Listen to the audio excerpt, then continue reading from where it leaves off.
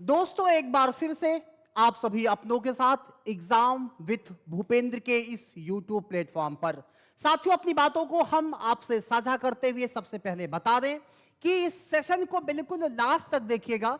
अगर ये सेशन, ये इवेंट आपको अच्छा लगता है तो सेशन को सब्सक्राइब और लाइक करना मत भूलिएगा। हम आपसे आज बात साझा करने चल रहे हैं पाकिस्तान और भारत के अभी फिलहाल अप्रैल में हुए सिंदूर ऑपरेशन को लेकर के।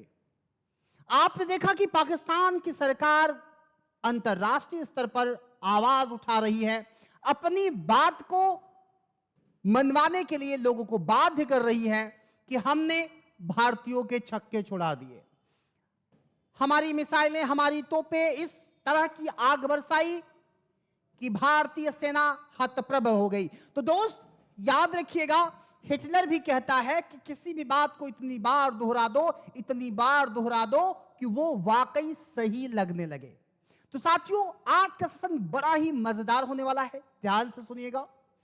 आपको पीछे थंबनेल पर दिख रहा होगा कि एक तरफ पाकिस्तान आर्मी चीफ मुनीर मोहम्मद शाह जी हैं और दूसरी तरफ श्रीमान अजीत डोभाल साहब हैं। दोस्त, मैं सबसे पहले तो आपको यह बात क्लियर कर दूं कि अजीत डोभाल साहब एक आईएएस अधिकारी हैं और आज हम आपसे इन्हीं पर एक बातों को लेकर के आपसे जुड़े हैं। खास करके आप देख रहे हैं कि एनएसए डोभाल का बयान, यानी कि राष्ट्रीय सुरक्षा सलाहकार जिसे आप कहते हैं, नेशनल सिक्योरिटी एडवाइजर, राष्ट्रीय सुरक्षा सलाहकार के पद पर आप देख रहे हैं कि अजीत डोभाल साहब ये 5वें मेंबर हैं, यानी कि ये 5वें राष्ट्रीय सुरक्षा सलाहकार के पद पर नियुक्त ये भारत के अंतर्गत 5वें सदस्य हैं। इनके पहले शिवशंकर मेनन जी को इस पद पर बनाया गया था। शिवशंकर मेनन साहब अपनी सूझबूझ से भारत की सुरक्षा को और सुरक्षा को बनाने में हर संभव प्रयास करते रहे। लेकिन साथियों, आपने देखा कि 30 मई 2014 को अजीत डोभाल साहब राष्ट्रीय सुरक्षा सलाहकार के पद पर नियुक्त हुए। साथियों, इसी बीच आपने देखा कि 26 मई में पहलगाम में एक बड़ा आतंकी घटना हुआ और यह आतंकी घटना के बाद ही हमारी भारतीय सेना के द्वारा ऑपरेशन सिंदूर शुरू किया गया।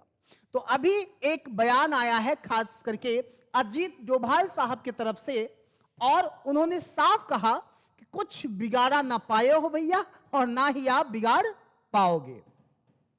अंतरराष्ट्रीय स्तर पर आप चिल्लाते रहो, उसका कोई मतलब नहीं है।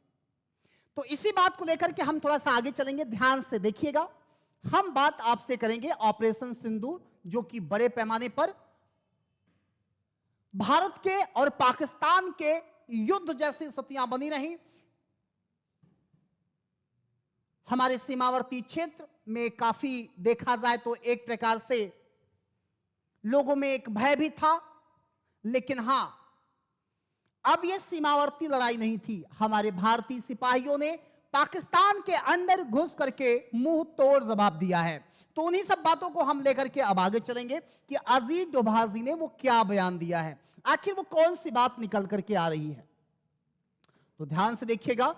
डोभाल ने पाक की झूठी कहानी को फिर से एक्सपोज किया और मैं आपसे फिर बता दूं कि पाकिस्तान का आर्मी चीफ मुनीर मोहम्मद शाह के द्वारा यह बयान बार बार लाया जा रहा है। हालांकि पाकिस्तान की सरकार, शहनवाज शरीफ साहब भी इसमें अपनी बातों को रखने में चूक नहीं रहे हैं, चाहे वो अंतरराष्ट्रीय मंच हो, चाहे उनके अपने जनमानस के बीच हो।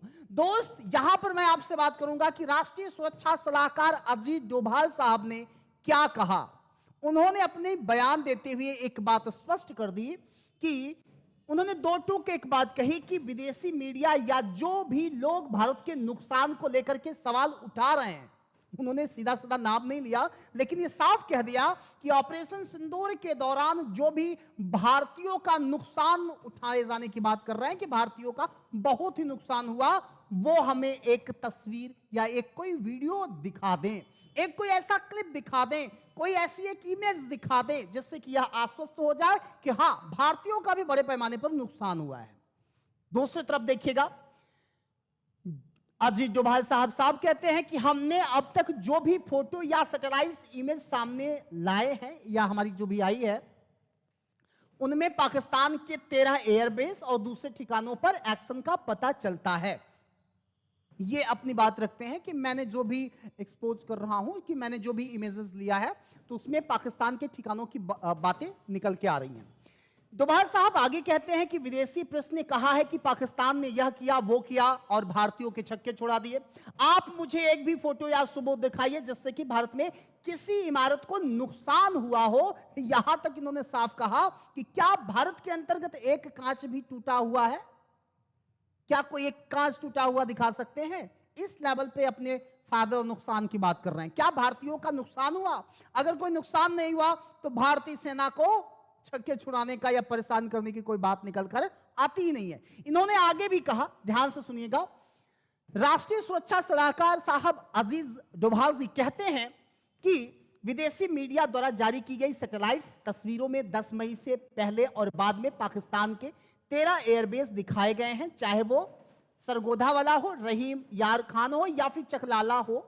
मैं सिर्फ वही बता रहा हूं जो उन्होंने अपनी रिपोर्ट में छापा है। वो कुछ विदेशी मीडिया ने अपनी रिपोर्ट को छापा हुआ था और वो भी पाकिस्तानियों के सहमति के बाद। वहां की आर्मी चीफ मुनीर मोहम्मद शाह की कंप्लीट कोटेशन के साथ उस बात को वहां पर रखी गई थी।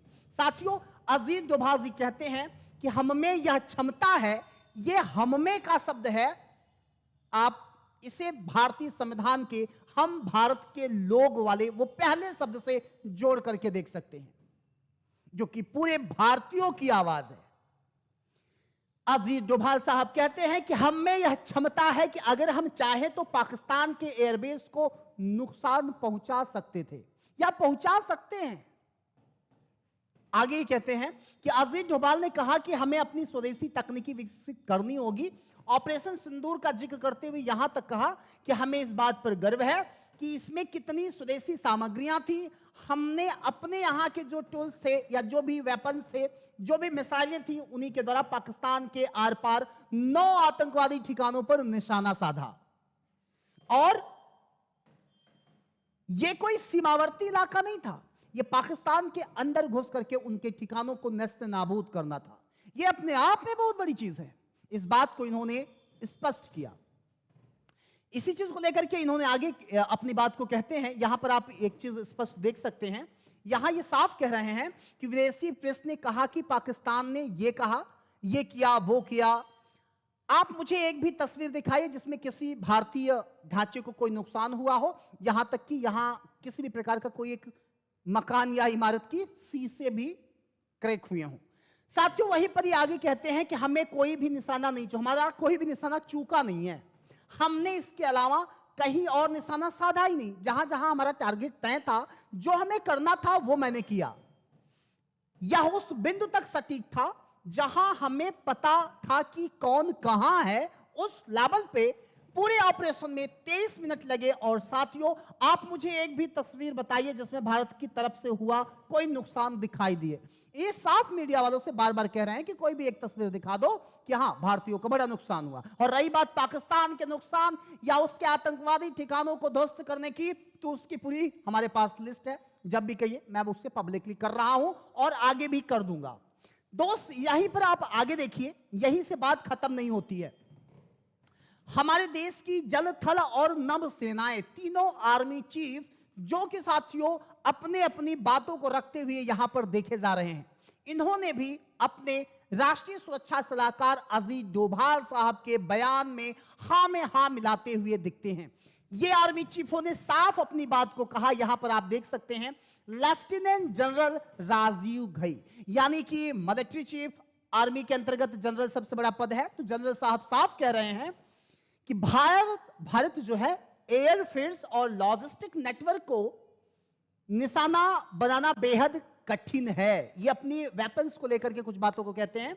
उन्होंने ऑस्ट्रेलिया की प्रसिद्ध कहावत का भी एक उदाहरण दिया कि ashes to ashes, dust to dust, if थामो डोंट गेट या लिली मस्ट। इसका तात्पर्य आप ऐसे समझ सकते हैं कि राख से राख, धूल से धूल, अगर थामो तो तुम्हें नहीं पकड़ता है तो लिली जरूर पकड़ेगी। एक ऐसा कुछ ऑस्ट्रेलिया कहावत को भी कहते हुए नजर आए। दोस्त, इन्होंने ये साफ बताया कि भारत की बहुस्तरीय सुरक्षा प्रणाली में कोई भी परत विरोधी रोक, मतलब कोई भी परत जो है या कोई भी लेयर को विरोधियों को रोक सकता मुश्किल होगा।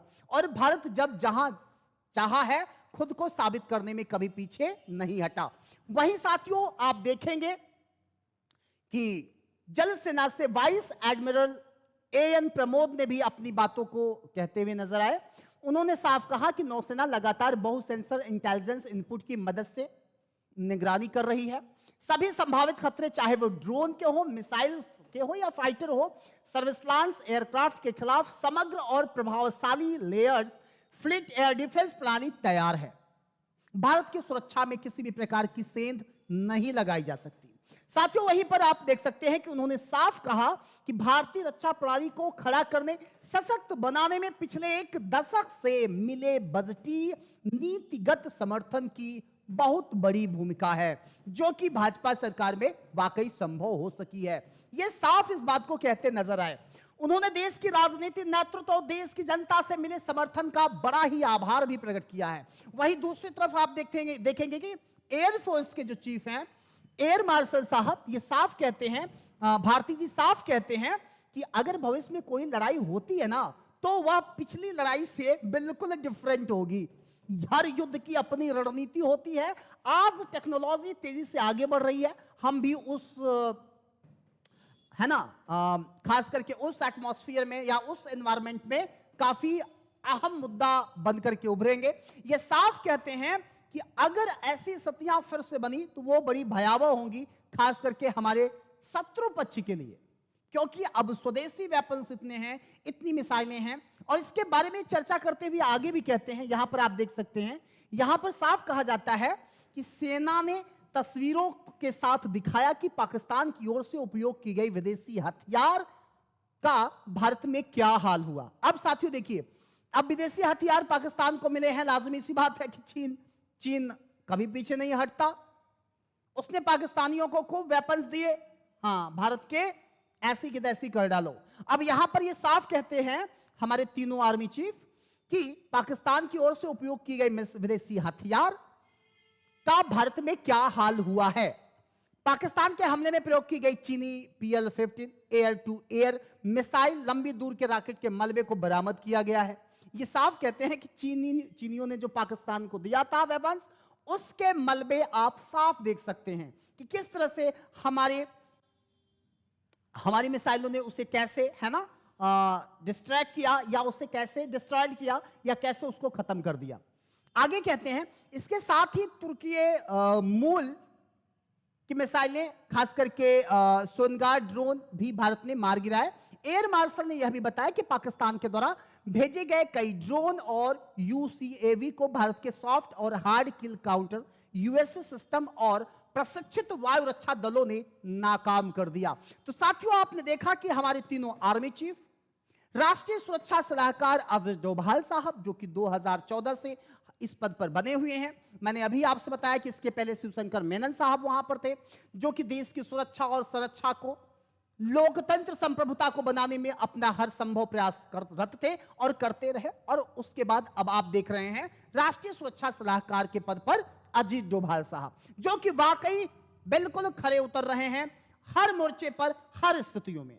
जहां पर उनका साथ और सपोर्ट देती है तीनों सेना के प्रमुखों ने अपने अपने बयान दिए। अब इन सब बयानों से, इन सब निकल के आ रही तस्वीरों से वहां दूसरी ओर पाकिस्तान आर्मी चीफ मुनीर मोहम्मद साजी बड़े परेशान हो गए हैं। ठीक है, तो चलिए इन्हीं सब बातों के साथ अपनी बात को हम देंगे विराम। हमें साथियों उम्मीद है कि आपको यह सेशन जरूर अच्छा लगा होगा। आप लोग अपने विचार जरूर दीजिएगा कि आपको ये इवेंट कैसे लगा। इन्हीं सब बातों के साथ साथियों, जय हिंद, जय भारत, धन्यवाद।